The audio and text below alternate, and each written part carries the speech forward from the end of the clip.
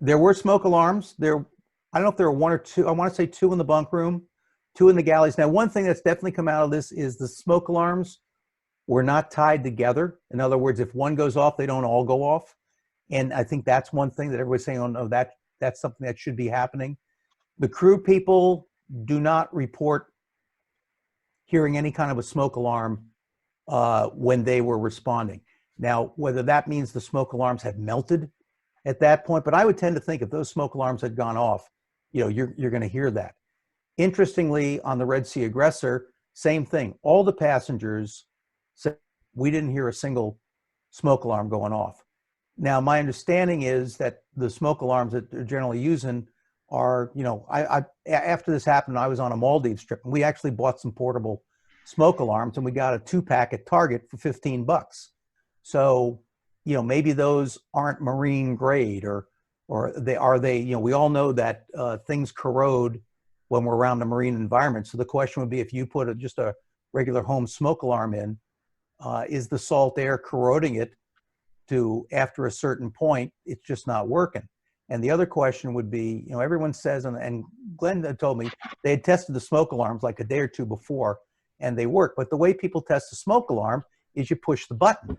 Well, all that tells you is the alarm works. There are cans you can buy of actual smoke, or you could light a match. So I don't know, and I'm not a smoke alarm expert. I don't know if that the alarm itself worked, meant that the part that actually detects the smoke that then triggers the alarm was also working. But I think you're going to see a beefing up in the quality of the smoke alarms, and that everything should be tied together. So that's a good question. Another one from Ron. Yep. Ron Brummer asked, what about an O2 leak from the tanks to supplying nitrox as a means of the fire spreading so quickly? Well, the tanks are, I don't think so. The tanks are out on the back. So the fire would have to actually have gotten to the back deck. And I don't think that would explain, even if there was an O2 leak back there, I wouldn't think that would, then explain all the, the rapidity of the spread inside, the galley itself. I mean, I'm a big fan of, Occam's razor, which is usually, if you look at a lot of different possibilities, usually the simplest answer is probably true, or as I like to call it, I think the group's old enough. You remember that great picture of Rosemary Woods explaining how the 18-minute gap on the Nixon tapes, where that she was stretched out like this, answering the phone, and her foot must have hit the thing. And you go, there's no way in hell that happened. So I think it's a little bit too esoteric an answer. Again, you could also make the assumption that, divers, we generally are attuned to, hearing hissing and stuff like that. And if there was enough of an O2 leak that it could affect a fire, I would tend to think somebody would have heard it. Maybe not, but I don't think that factored in.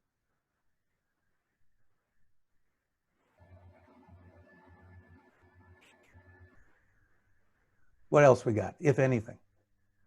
More questions?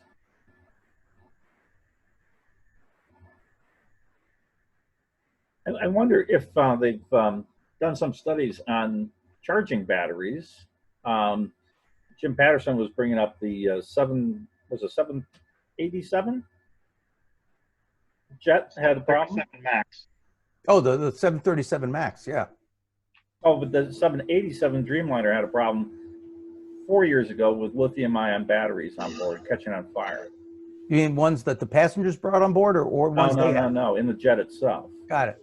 And I wonder if UL or someone is, a group of engineers has sat down and done charging and done side-by-side stuff. I would think they had. Again, the problem here would be proving that it was this battery, not that battery, that did it. I mean, here's the frustrating thing, I think, from the boat captain standpoint, and Kim's probably too polite to say this, but so let's go through, let's say we go through all this stuff, and let's say it was the batteries, and the boats are going to do this, and we're going to change the standard for that, and blah, blah, blah.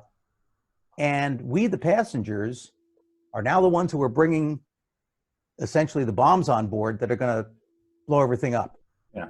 And I would hate to see us get to a point where we say no rechargeables on, at all on board. That means no cell phones, no batteries. I mean, no computers, no cameras. And again, that to me takes me back to the idea of, if these things are that dangerous, if they blow up that often, why do we not hear about houses blowing up all the time? Because everybody that's on this call right now, all 64 of us, everybody's got 2 or 3 lithium-ion batteries in their home right now that are either charging or have been charged. And I would wager that nobody's going to sleep. Well, actually, now you will all go to sleep scared. But normally, you won't be going to sleep worrying about, oh God, is my cell phone going to blow up while I'm asleep? Well, think about this. How many people have laptops and just leave them plugged in all the time? Absolutely. And that's a lithium-ion battery. Absolutely. Yeah. Yeah. Hey, So Ken, it's tough. I'd Yeah. just like to comment on the lithium-ion battery thing. Sure, Jim. Because, can you guys hear me okay? Yeah. I'm going to unmute all. Okay. So essentially, one of the interesting things is I've actually had a experience personally with a lithium-ion battery failure in my own home. Fortunately, I was able to notice and catch it before it became catastrophic and failed. And Jim, what happened? Did it blow up or start a fire? Or what exactly? No, happened? it almost did, essentially. So I have a work-issued laptop that I kept at home, and it was, plugged in all the time, as you said, except I noticed that over time, the touchpad started lifting up out of its casing. So it's basically being pushed up. And I eventually brought it back into work and had IT look at it. And the IT guy essentially commented that, oh yeah, these laptops, essentially what happens is the battery packs bulge up like balloons and push up the touchpad. Right. And it's essentially on its way to a catastrophic failure where it will basically burst into flames and burn your house down. Now, one of the guys at work that had a laptop noticed this over the weekend, called IT, put it into his garage because he was worried about it starting a fire, and it actually burst into flames and burned his garage down. And so the IT guy was explaining to me that the chemistry of lithium-ion batteries is essentially in this state where, it will, as you charge and recharge it, it'll basically grow these, dendrites or things that can short out the battery and cause this thermal runaway fire. And it's the job of every battery manufacturer to design them so that they don't happen within the usable lifespan of the battery. Now, companies like Samsung with their famous Galaxy Note phones are, pushing the limits, and, those Galaxy phones or tablets that famously were recalled and burst into flames, they pushed it a little bit too far to the point where, they became notorious for failing like this. Now, the problem is that all lithium-ion batteries are susceptible to this problem, and quality control varies widely between companies and manufacturers and stuff. And people like to say, oh, made in China, but everything from your iPhone to iPad to whatever is made in China. And so that's not really a fair comparison. There's really, really good quality stuff made there. And there's also the absolute bargain basement junk and anything in between. And so, with airliners, these lithium-ion batteries are a huge fire concern, and these things actually happen fairly regularly. Pay attention to the airline news. So that's kind of what I would comment on that. But, at work, we have similar concerns with non-battery things, but we actually have fireproof trays that we put certain electronics that have been in the past susceptible to fires, so that if something does start and smolder, it doesn't actually cause any particular problems in the office. Yeah, well, two quick things. And Conrad, maybe we should go back to mute all, because there's a lot of extraneous stuff, and you guys can. See, there we go. You can unmute yourselves when you want to ask a question. There's a lot of extraneous noise. But to the, one thing was done almost immediately by everybody was saying no more charging after 10 o'clock at night. plug things back in at 6 in the morning. In other words, just charge when people are awake. The thought being, if something goes wrong, we'll have someone there. And then the other thing is a number of boats have added fireproof or at least fire resistant charging areas, and that's where you charge, as well as you can buy these LiPo bags relatively inexpensively on Amazon and charge inside those bags. And in theory, if something goes wrong, the bag will contain the flame. Conrad, you're still muted, just FYI. Ken, There can go. you hear me? Yes. I had a question. You noted that the crew heard a boom. Do you think that might have been one of the batteries exploding? Let me just clarify. What they've said is a bump. So more like a thump, not a boom. I don't know. It could be a battery exploding. It could be part of the deck or something collapsing or something fell over. I mean, it's absolutely, I think, fire related. But again, and again, when you look at the time frame, 2:35, the guy walks the galley, and roughly half an hour later, the boat's on fire. So again, it goes back to, I mean, I don't believe the fire started at 2:38, and I don't believe it started at 3:13, but whatever they heard, and again, to look at timing, again, you have to figure if you're up in the wheelhouse, you know, a bunch of the guys are obviously asleep. You're probably, you know, in your underwear or whatever, and you're thinking, okay, oh crap, something fell over. If I have to go down, you're going to take a minute or two to put your pants on, take a minute or two to put your shoes on. You maybe put a jacket on. You know, there's 3, 4, 5 minutes, and probably when you hear it, you go, what the hell was that? Yeah, I better get up. So from a timing standpoint, that's where I'm backing up 4 minutes, 9 minutes. So it could well have been a battery exploding or something collapsing because things were burning, but that's what alerted the crew. But again, just to be clear, bump, thump, something like that, not so much a boom like we associate with an explosion. Yeah. And also, but while I'm thinking of it, there was, and I don't know what, I believe they've recovered all the tanks. So I'm pulling this a little bit out of my butt. But there was a lot of talk when the crew was on the boat that was nearby them, which was called the Grape Escape. When they were on that boat, they were hearing what they described as explosions, which the people I've been talking to, we think are probably burst discs exploding, not the entire tank exploding. Yeah. So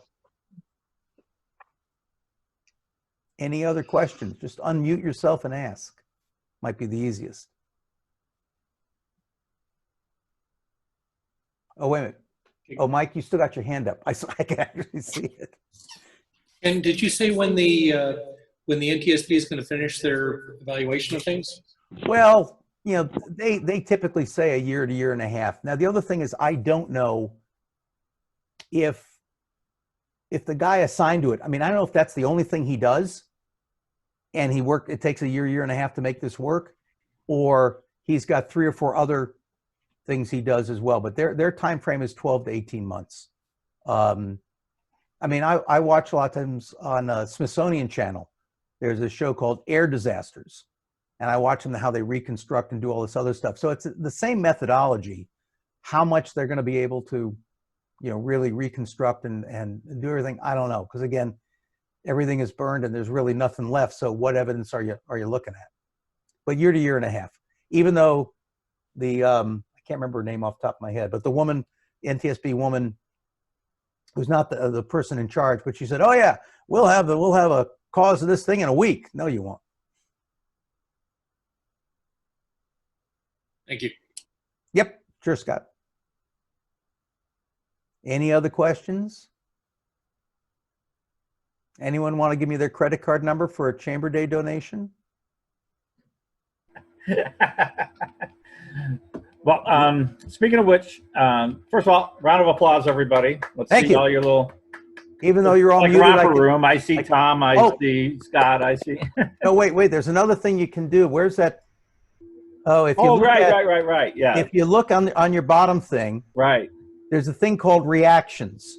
There we go. Click reactions. You can give me a thumbs up or a clapping hand. Perfect. Yeah. And it goes away by itself in like about 5 seconds. but you have to be on video for it to happen. Yes, that is true. That is true. Well, cool. Okay, so how do people sign up for chamber? Well, funny you should ask. Yeah. So once again, wait a minute, let me do my. There we go. I'll duck out of the way. www.chamberday.org. That's the best I can do. That's good. It's all you got to remember is that it's Chamber Day, and we're an org because we're a nonprofit. And again, not to scream pauper too much here, but obviously we know it's a tough time for everybody with, jobs in limbo, hours cut back. We know it's a tough time for you, but it's going to be a tough time for us too, because the chamber's operational right now. I mean, Carl, who you saw sitting there, is in his office on the island. It's a skeleton crew, but as long as people are diving, we still need to keep the chamber active. So where other businesses might go, well, I've got 2 or 3 months that we're going to be shut down, so I'm saving money on this, I'm saving money on that. Not the case with us. So the financial need is still there, and we, the diving public, provide about half of what the chamber needs to operate. So whatever you can give, however you want to participate, it is appreciated at www.chamberday.org.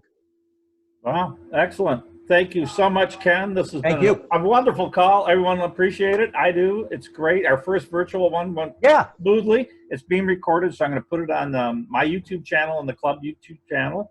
And we will keep everyone appraised of what's going on with Chamber Day and Chamber Evening. And we hope the boat trip goes out, no problem, since we are supposedly at the top of the wave. And Fingers crossed. Fingers are crossed. And hopefully we'll be at Fuddruckers next month, but if not, we'll do this again. So thank you, everybody. Thank you, Ken. Thank you, Carl. Thank you, guys. And by the way, yeah, Carl went somewhere. If anybody's got any questions or notes you want to shoot me privately or anything, you can email me, Ken Kurtis, both with K's, at AOL.com. Happy to discuss stuff too. Thank you all very much. This is the first week, this is the first one I've done, and I got 2 more next week. So you guys were the guinea pigs, but hopefully from the smiling faces I can see, you're all incredibly good liars, or it actually worked well. No hidden word. Yeah, there we go. You're right, Linda. We're okay though. Next month, hopefully. Thank you. All good. Thank you, guys. Thank Tough you. subject. Thank you very much. Thank you. Renew your memberships Yes, Kelly. so we can send the chamber fund. Okay. That's funny. Carl, you want to pull the plug? There you are. Carl, you want to pull the plug? Well, I can't. You can't? Oh, because no, you're the host. Okay. Did Ken leave? Ken left. All right. Okay. Take care, Carl. Love you all. Bye, everybody. Nice Stay seeing safe, you. everyone. Faces. Good. Yeah. Miss you all. Sherry.